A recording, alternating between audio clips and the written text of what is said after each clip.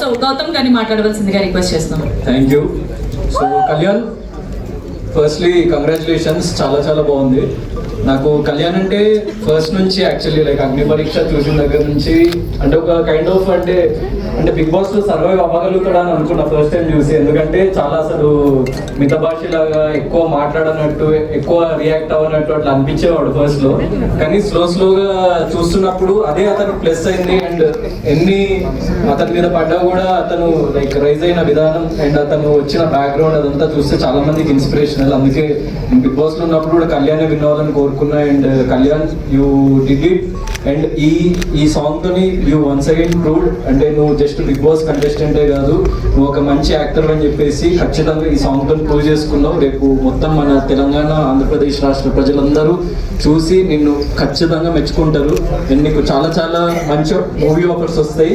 And ఒక చిన్న మన మూవీలో ఒక లిరిక్ ఉంటుంది కదా, అడుగు అడుగు వేయనిదే అంతరిక్షమే అందేనా అని.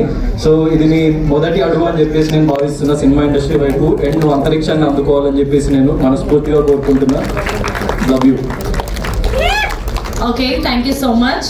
సో దివ్య నిఖిత గారిని మాట్లాడవలసిందిగా రిక్వెస్ట్ చేస్తున్నాం ప్లీజ్. Hi everyone. సో అగ్ని పరీక్ష ఫస్ట్ డే నుంచి కళ్యాణ్ పరిచయం నాకు. ఆడిషన్ ముందే మేము మాట్లాడి అప్పటి నుంచి